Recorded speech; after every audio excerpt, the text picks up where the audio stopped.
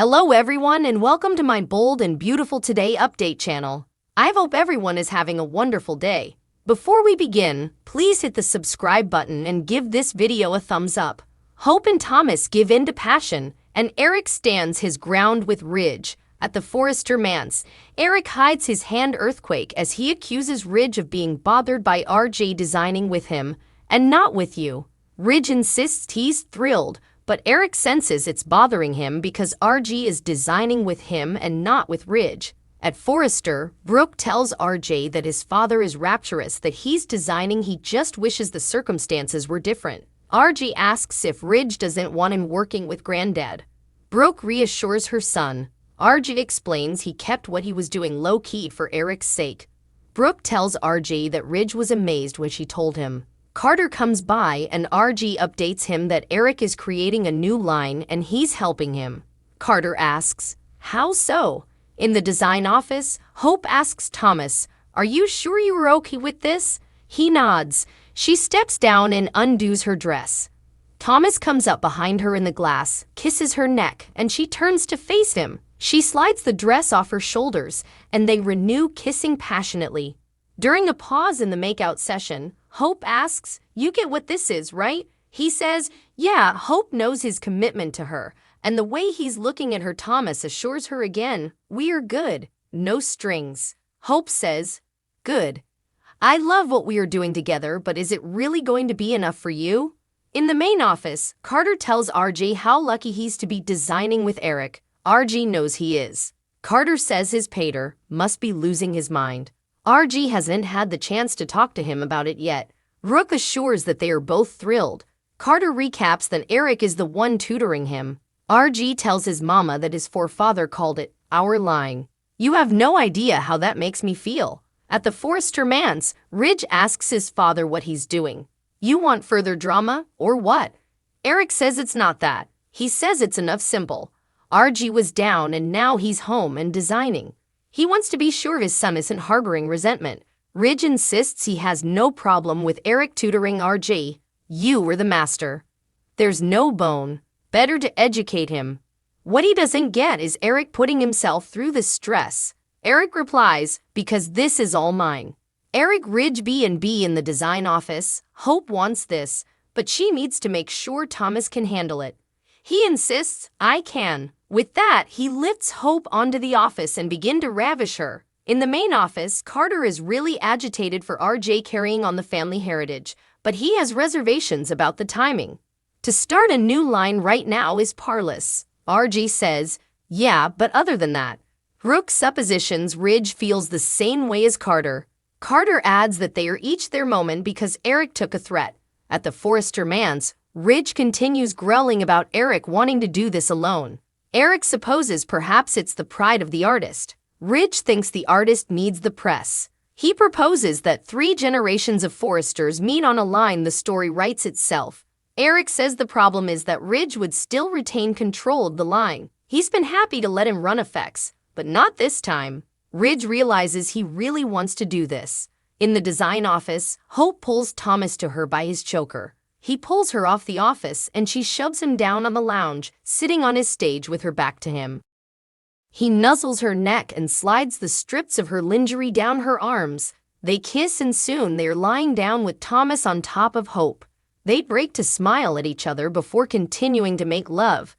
Thomas Hope B&B after coitus. Hope and Thomas kiss tenderly. He smiles. "You." Hope smiles back. "You." He sensations at the change in her. She says she's discovered commodity that she indeed knew was, and I like it. They start kissing again. In the main office, Brooke asks if Carter supports Eric creating his own line despite the pitfalls.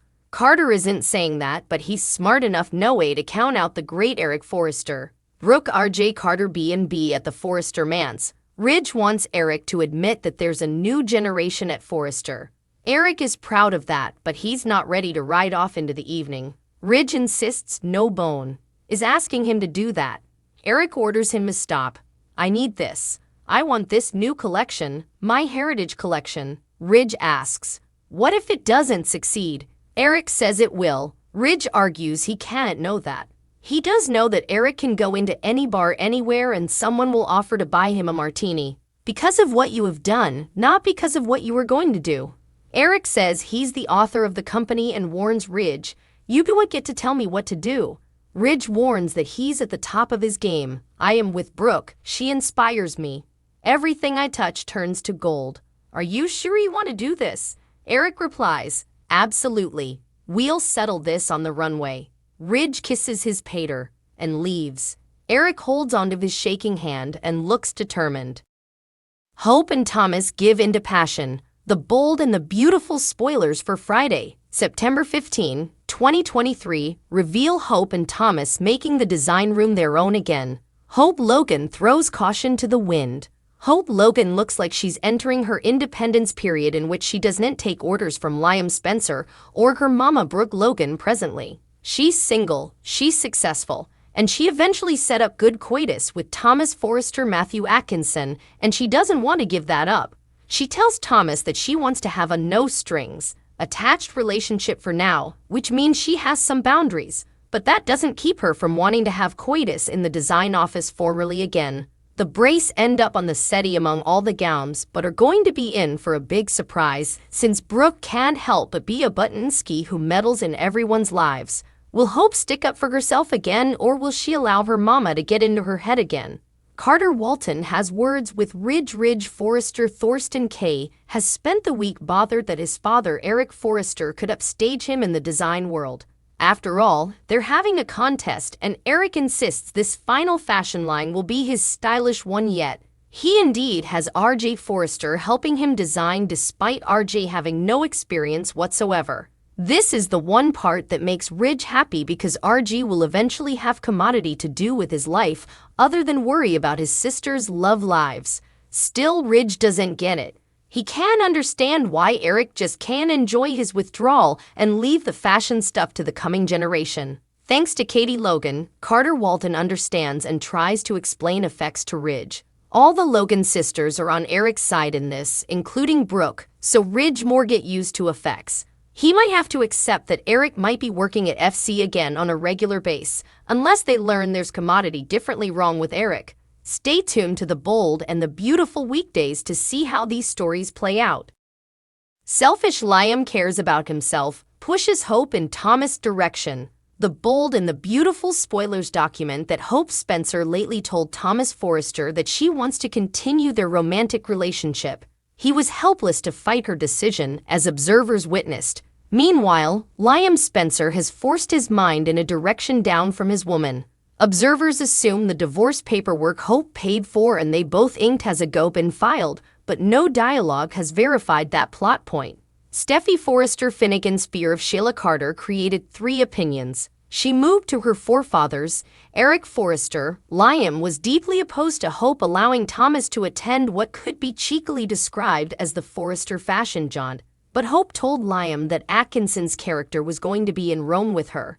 Thomas returned to Hope for the future, revived the floundering line. Gratitude crawled at FC, with Hope being the most thankful. Still, the stimulant Liam entered caused him to fly to Rome and join Hope. He didn't arrive in time to see the fashion event or the celebratory press conference, but witnessed and goddess with the Colosseum as the background.